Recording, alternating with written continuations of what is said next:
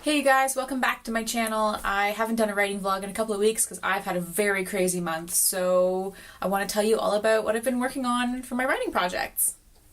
So before I talk about all that, honestly, May has just been like great and awful on so many ways, especially for work. So at the beginning of the month I had my birthday, which was wonderful, and I got in an application form for an arts grant to help me write my next book, which is what I'm going to be talking about today.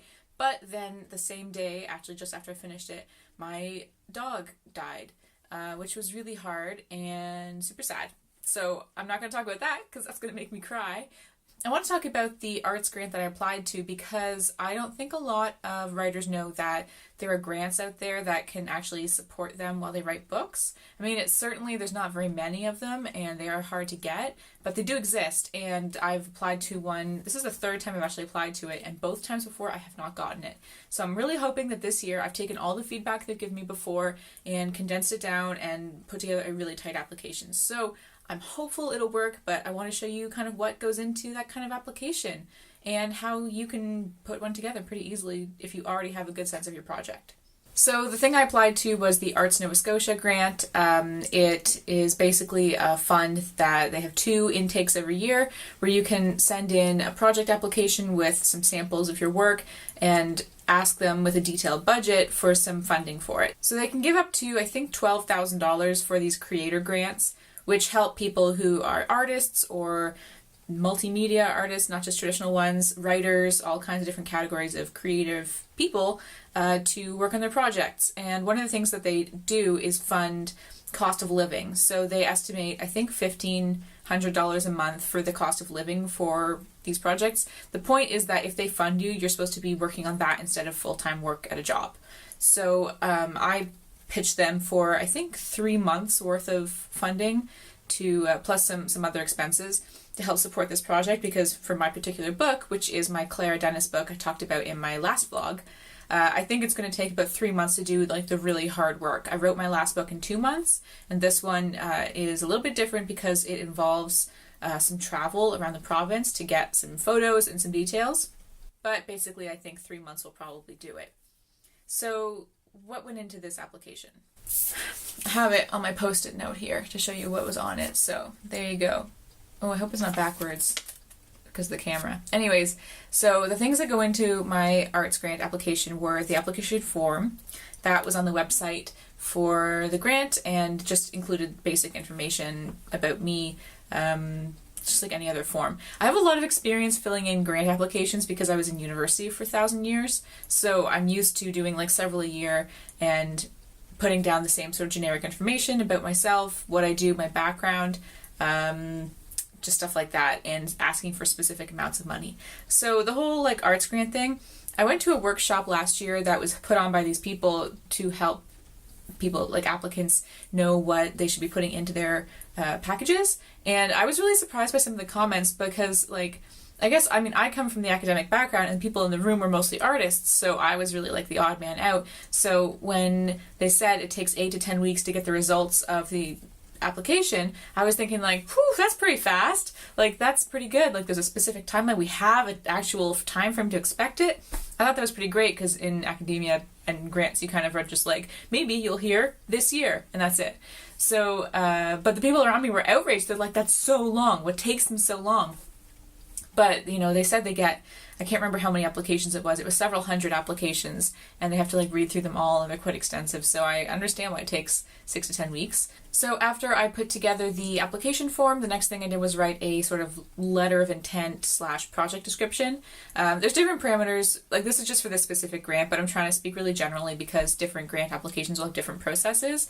But generally, they'll have, you know, the application form, a section for you to describe your project or talk about you and that kind of thing. It'll have a budget section, and then a schedule of work, so outlining your timeline and what you're going to work on in what order, and then include your CV and any support materials. So that's kind of what makes up the whole application package.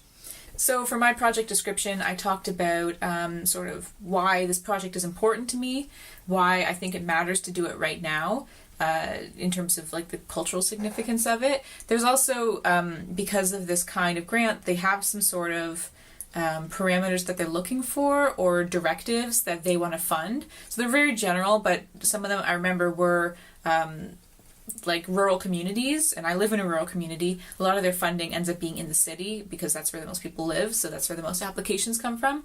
But my project is all about rural communities, and I think because my project focuses on a woman too, it's like bringing like women's history up. So I think that probably was one of the directives too. I can't quite remember. But anyways, so my description, it also included a little bit of an outline of what the book will look like, in terms of the structure, the title, content, and I included a few examples of some of the chapters. Now, this is a nonfiction book, so I was able to say, like, chapter 1 will include, like, these bullet points, that kind of thing. I also talked about what I want to do with the project when it's completed, so it's all well and good to say, like, oh, I want to write a book. But then you have to do something with it, right? You have to publish it. So as I said, like, I don't have a publisher lined up for this book yet, but I wrote in it that I would, when I'm done, I'd like to pitch it to the people who are publishing my previous book. And if they don't want it, I would consider self-publishing it because I have a lot of experience in that too. So I just kind of had a plan. I wanted them to really think that I was serious about this and had a very clear strategy. Some of the feedback I got from a previous year was that my project was too big and it just seemed a little unfocused and was all over the place. And looking back, I totally agree. I think I didn't have as good a sense. I mean, this was before I had written any other books when I pitched this last time, so it was quite a while ago, and I agree with their feedback. So it's the same project, but I've just reshaped it into a totally different book, and just a book this time. Last time I pitched it as also like a multimedia experience. But I'm keeping it simple this time, and I think it's going to be really good. I also briefly included in the project description letter a little bit about my background and why I'm capable of doing this project, because, I mean, these people who are evaluating it don't know me, and they don't know what I do, and sometimes you can look at a CV and get an idea of that, but I really have to say to them, like, here's specifically why this matters to me, why I'm the right person for the job, and why I'm definitely going to finish this project. Because that's what they want to know when they're funding something. Like, is this going to be a good investment for us? Are we going to see a return on our investment for this project? So project description letter aside, the next is a budget. So I put together just a very basic, I think it was like 3 short paragraphs. It just said, like, I'm asking for this much money. I'm going to use it for this based on this criteria and that. So that was just another page I submitted with them, as well as the application form had a budget section. So I filled that out too. And then the other thing is the schedule of work. So my project has a 12-week timeline that I scheduled out, and I assigned kind of a job for each week and kind of grouped them accordingly and put it in a logical order. So it wasn't anything very complicated. I just had, I think, an introductory paragraph explaining what the time frame, why I chose the time frame that I did, and what is going to be done each week, and then I just did it in bullet points. So that was pretty easy, but it's important. I think that's a really important thing to include.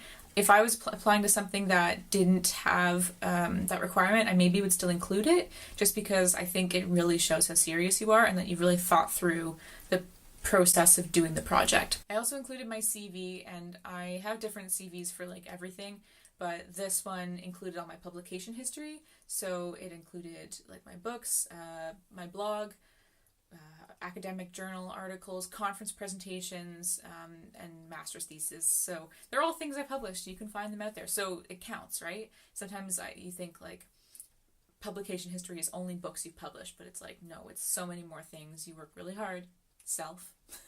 Put it all on there. Since I'm working by myself on this project, I didn't have any other materials to include from other people, but there was that option to include statements from everybody working on the project. So the only other thing that I included was a sample of my writing. So they let you put up to 15 pages of writing sample into these things. So last year I put in a sample of pages from my previous book, and I didn't get the funding, obviously, but I don't think that's why.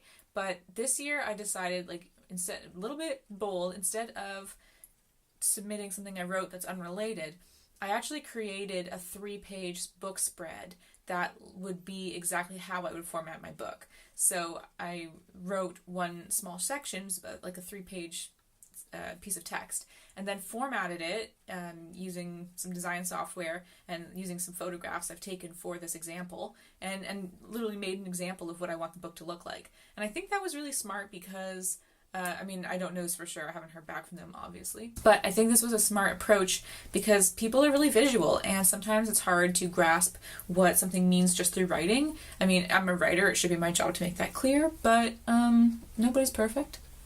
So I basically just put together a 3-page sample. I think it looks cool, and that's all I gave for my supporting material, which maybe is a bit of a bold choice, but I feel like it was pretty strong. So I guess we'll wait and see. That was everything I put together, and I had a real pain in the ass trying to go get it printed, but I did and submitted it like a day before. I'm recording this on my phone. I just got a text from my brother that he's gonna buy me some pizza. This is good news. So I'm really hopeful this year that it might work out. I'm gonna hear, I think it's usually, today's May 23rd, and I usually hear like early August, so it'll be a few months until I hear anything. But, you know, that's okay because the timeline that I set to work on this project was kind of mid-August to October. So hopefully the money comes in. That's really what I'm hoping for, because it really means that I can just focus all my attentions on this project and not worry about, figuring out other things to do and juggling a lot at the same time. Because, as I know, writing a book is a lot of work, and, I mean, I'm someone who's written one in 2 months, and I'm someone who's written one over 7 years. So I know that you really need to have the freedom to prioritize your writing instead of dragging it out forever and never getting it done.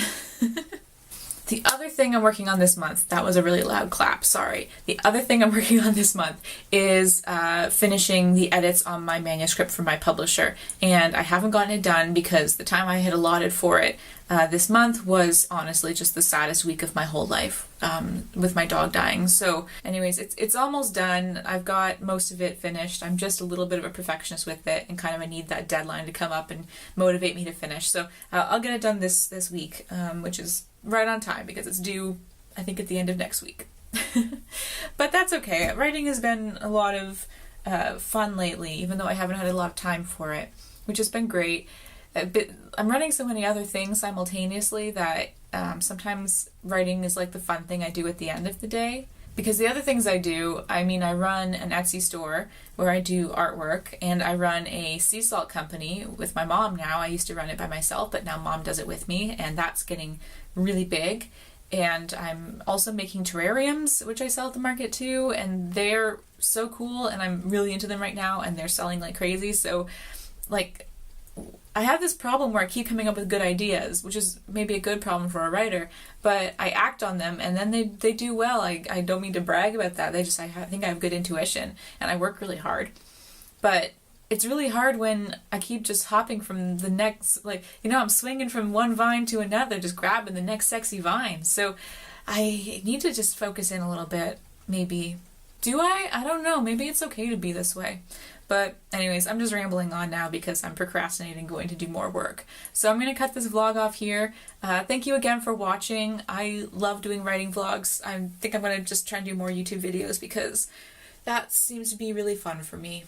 So if you enjoyed this video and want to stay tuned on my writing journey, then you need to subscribe to my channel. And thank you to everyone who has so far. I know I'm just a little tiny bitty YouTube channel right now, but that's okay. So yeah, thanks again. I'll put all my links down below that you can come and follow me and other things and see all my artwork and me rambling about creativity. That's what I do. Okay, I'll see you next time. Bye!